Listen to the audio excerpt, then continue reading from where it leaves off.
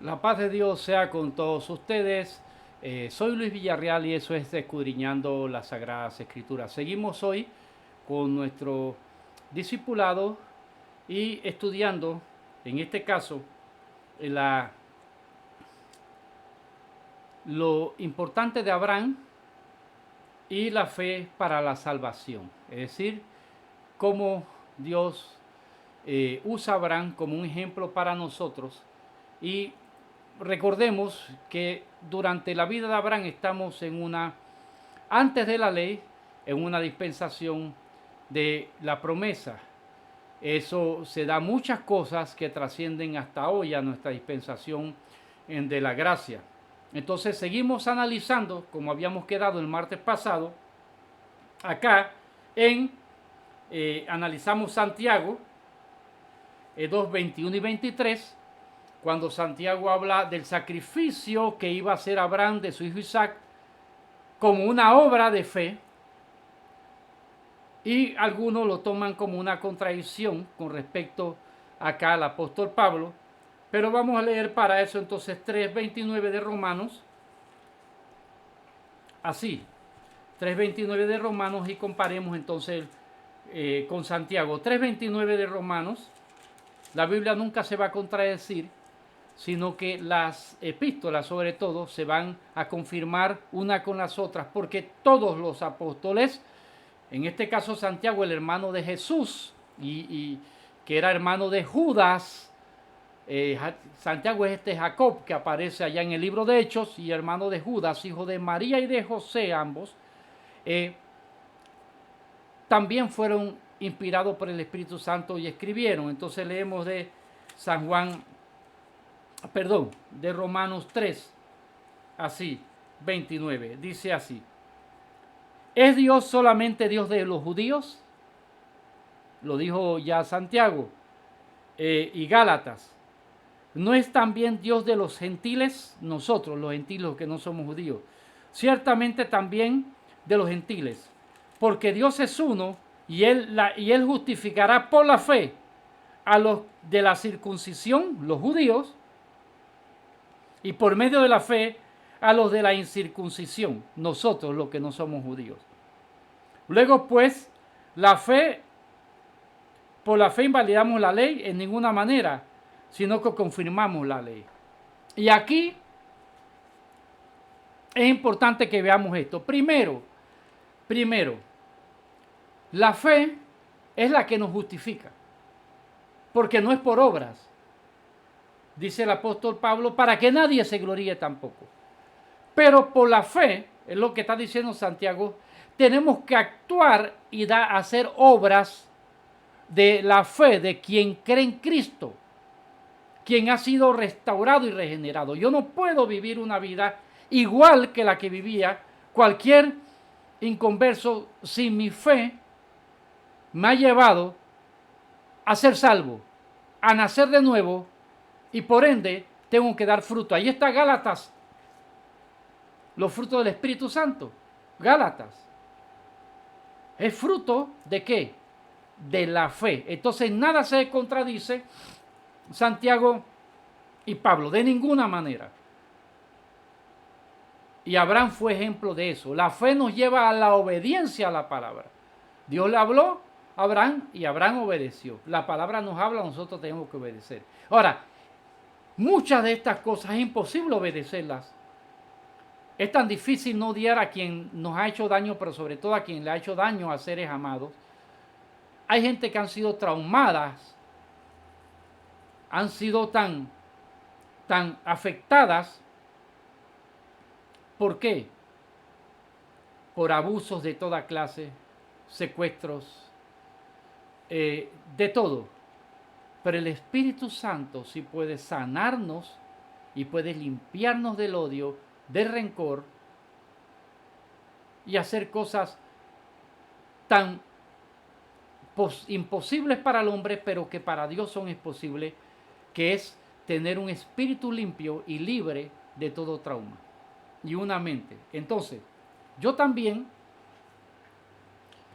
puedo decir que hay cosas que son imposibles para el hombre, aquellas cosas que producen muchos placeres, terrenales y carnales. Pero cuando venimos a Dios, Él hace posible, porque eso es lo que es la santificación, que es parte de nuestro estudio en adelante. Entonces, también quiero que analicemos acá el Romanos 4, 7 al 9, Romanos 4, 7 al 9, que dice, diciendo, bienaventurados aquellos cuya iniquidad son perdonadas. Iniquidad es pecado, son perdonados nuestros pecados, ¿verdad? Somos bienaventurados, qué maravilloso que nuestros pecados han sido perdonados porque creímos que Dios es Jesucristo, es Dios hecho hombre y que su sangre me limpia de todo pecado y Él solo es mi único Salvador. Pero me arrepiento de todos mis pecados. Arrepentirse es dejar esa vida. Entonces dice, y cuyos pecados son cubiertos, bienaventurado el varón a quien el Señor no inculpa de pecado. Leemos el 9. Es pues esta bienaventuranza, mire, solamente para lo de la circuncisión, es decir, para los judíos, no, o también para lo de la incircuncisión, nosotros. Porque decimos que a Abraham le fue contado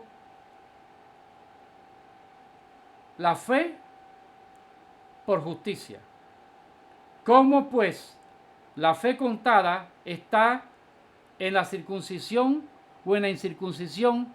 No, en la circuncisión, sino en la incircuncisión. ¿Por qué? Porque Abraham no era incircunciso, no era circunciso, perdón. Abraham era de la promesa, no era de la ley. La circuncisión viene por un mandato de la ley cuando Moisés. Entonces, ¿qué estamos diciendo de esto? Que no es un acto religioso el que te va a salvar, porque todo lo que era la ley mostraba que el hombre era pecador, así lo dicen las Escrituras, Hebreos y Romanos, solamente para mostrar al hombre que era imposible ser salvo por las obras de la ley. La ley era símbolo de Cristo. Cristo vino y cumplió toda la ley por nosotros. Por eso por la fe ya somos justificados como si hubiéramos cumplido con la ley. Entonces, si yo voy, en este caso, a analizar las razones por las cuales la fe me justifica, sencillamente puedo llegar a una conclusión. Ningún hombre puede vivir una vida tan perfecta que sea salvo, que pueda presentarse delante de Dios. Jamás un hombre puede vivir impoluto, sin pecado, porque ya el pecado es parte de la humanidad. Entonces, vemos cómo era importante que Dios escogiera un hombre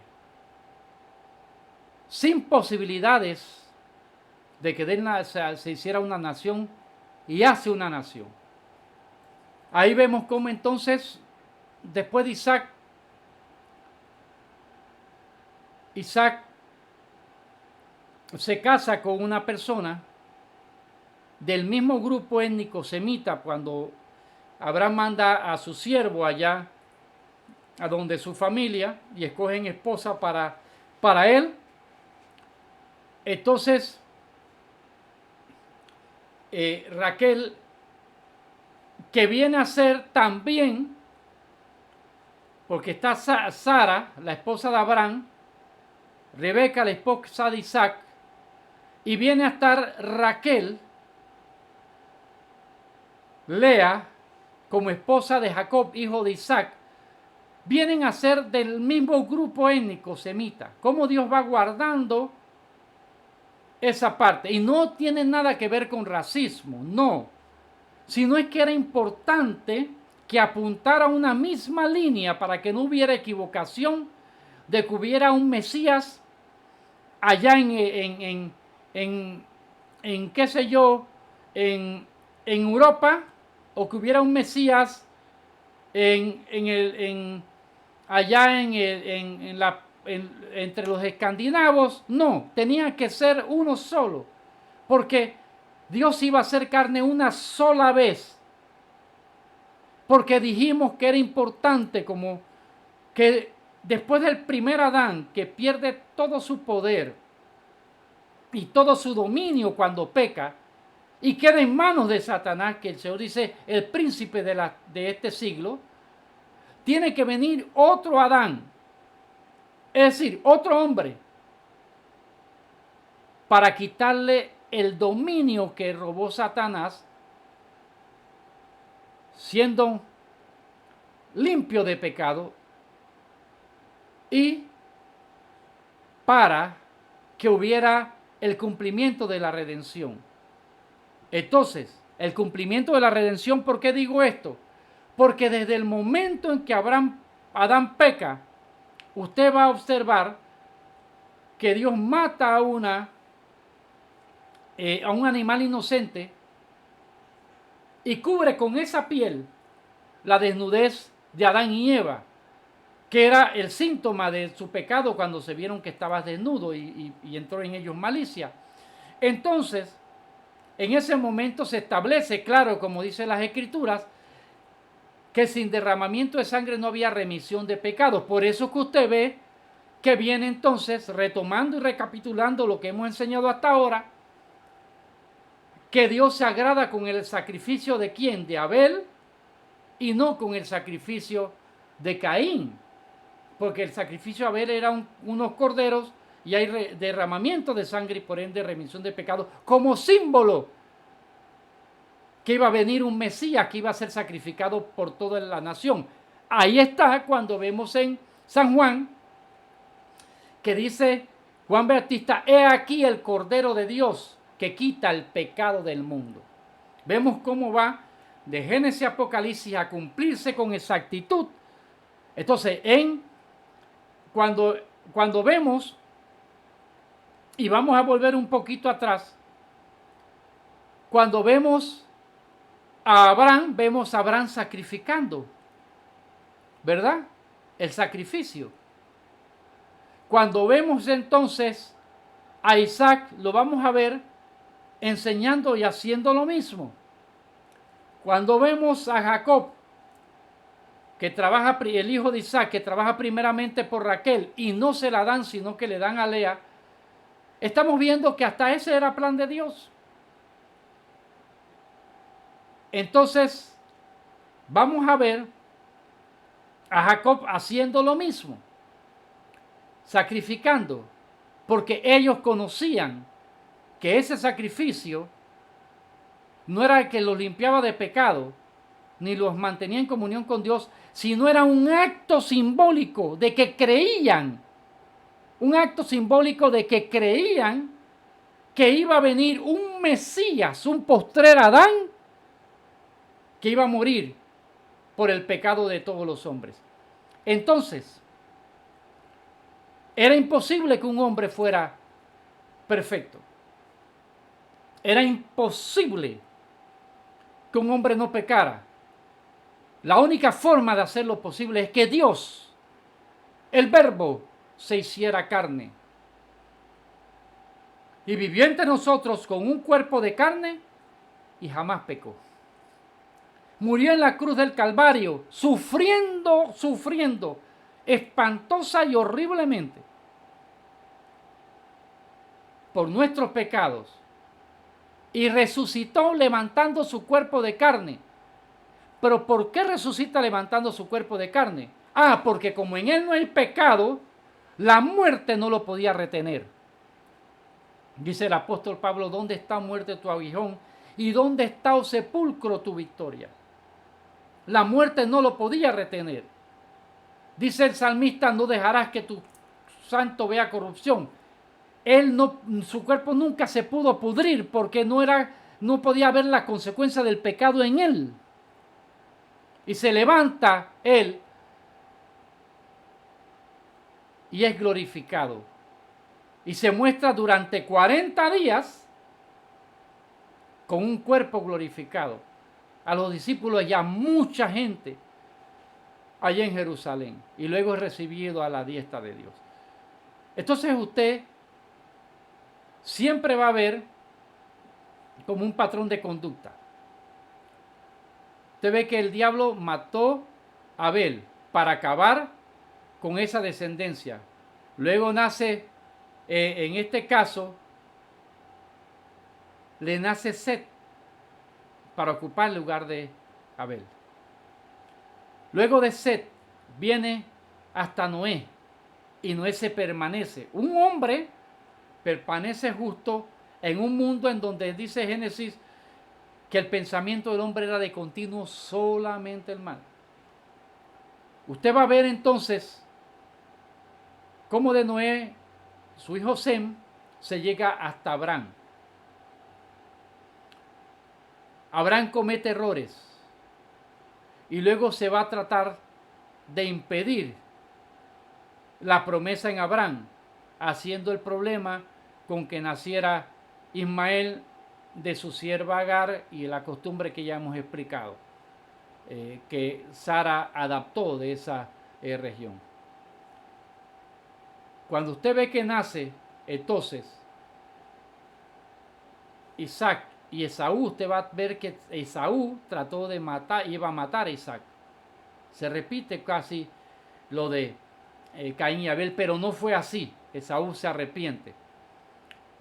Entonces, Isaac tiene 12 hijos, además de su hija mujer, pero tiene 12 hijos. Y usted ve que el primero no es el que hereda, como pasó con Isaac en el caso de Esaú y Jacob, que bendijo a Jacob, que era el segundo, y no a Esaú, que era el primero. Entonces usted ve que Rubén, que era el primer hijo, no es que hereda la bendición, para que de él descienda el Mesías. La hereda Judá, porque Rubén cometió un acto vergonzoso, que se acostó con una sierva de su padre, que era madre de sus propios hermanos. Entonces, por eso que digo, la Biblia enseña las cosas tal y cual como son, porque el hombre es falible, pero Dios es infalible. El hombre es infiel, pero Dios siempre permanece fiel. A través de las Escrituras, usted podrá ver cómo Dios cumple su plan y sus promesas. Cuando fue y juró, ¿verdad? Juró por sí mismo, porque cuando habló con Abraham, porque no tenía nadie más grande que él. Él es el único. Entonces vamos a ver cómo se cumple un plan y un proyecto en la vida de la nación para formar una gran nación. Andaban en tiendas como anduvo, como lo dijimos en el estudio pasado, leímos en el estudio pasado, Abraham, Isaac y Jacob. Sus hermanos venden a José. Pensaban matarle, pero lo vendieron. Dios siempre va a impedir las cosas que para ti. Dios siempre impedirá las cosas que para ti van a ser funestas. ¿Sabe por qué? Porque cuando Dios tiene un plan en tu vida lo va a cumplir. Si tú se lo permites, el único que puede estorbar el plan de Dios en tu vida eres tú. Si no eres fiel, si no permaneces fiel. Pero Dios te dice que vuelvas a Él, te arrepientas y Él cumplirá su propósito en ti. Entonces, llegan a Egipto. Usted conoce, ya estamos al final de Génesis en esta parte, cuando llegan a Egipto y usted ve que son recibidos, luego muere José, pero llegan 70 personas que le nacieron a Jacob, más José, que estaba ahí con sus dos hijos, Efraín y Manasés. Y entonces usted verá cómo salen siendo un grupo de millones de personas. ¿Y qué sucede antes que salieran? Se dan las plagas. Pero usted va a ver que la plaga definitiva con la cual van a salir es la muerte de los primogénitos. Pero se les manda la primera Pascua a ellos. Todo tiene que ver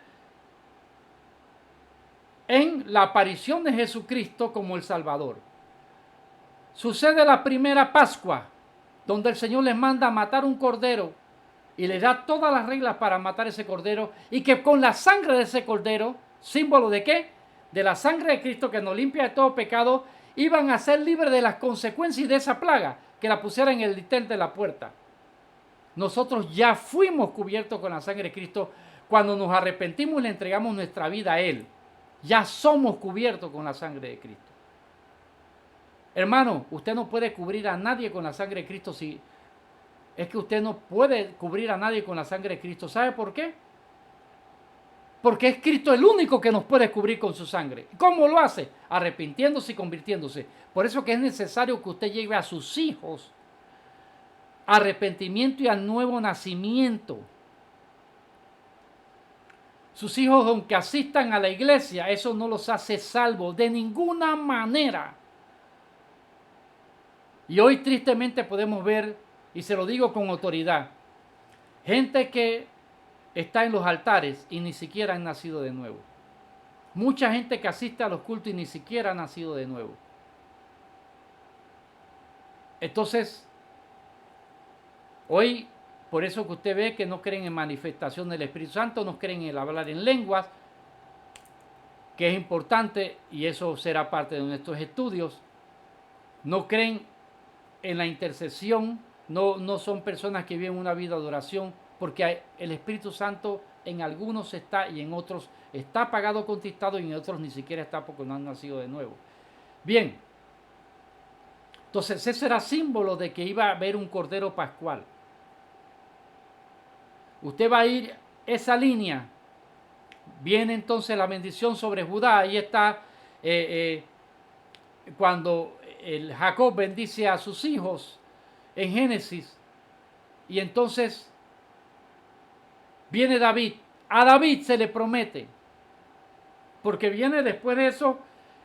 Perdone que le haga un alto ahí. Usted va a ver las maravillas de Dios, porque después de Judá, que tiene un hijo con Tamar, su propia yerna, que se disfrazó de prostituta, viene, entonces, de ahí desciende, qué maravilloso, aleluya, el que se casa con Rahab la ramera en Jericó. De ahí nace Boaz, que se casa con ¿quién? Con Ruth, la moabita. Y de ahí viene ¿quién? Isaí. Y de ahí viene David. Y a David se le promete un reinado eterno. ¿Pero qué significaba eso? Que iba a venir un descendiente de David que iba a ser rey por la eternidad. Y por eso es importante que usted vea las genealogías. Cuando usted ve las genealogías que se dan en los evangelios, es importante que lo vea. Porque ahí llegamos hasta la encarnación de nuestro Señor Jesucristo, del Dios Padre cubriendo con su sombra a María, y María desciende directamente de David, es la misma descendencia de David, de Judá, de Jacob, de Isaac, de Abraham, de Seth, de Noé, de Set y de Adán. Así podemos decir que era necesario que se cumpliese cada detalle de las Escrituras, que hubiera señalado tan claramente, y en los detalles del nuevo nacimiento, cuando lo hace allá Isaías en el 11, 9 y 6, si más no recuerdo, que da señales específicas.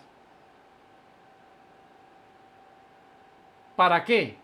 Para que hoy pudiéramos confirmar plenamente y absolutamente que Jesucristo es el Señor de señores, Rey de reyes, el único y suficiente Salvador, porque Dios hecho hombre. La paz de Dios sea con todos ustedes. Recuerde Los que enseñamos la palabra tenemos que enseñar y predicamos la palabra, lo que la Biblia dice y no lo que nosotros decimos que dice la Biblia. Les amo mucho, el Señor les ama mucho más. Será hasta el próximo martes en Escudriñando las Sagradas Escrituras.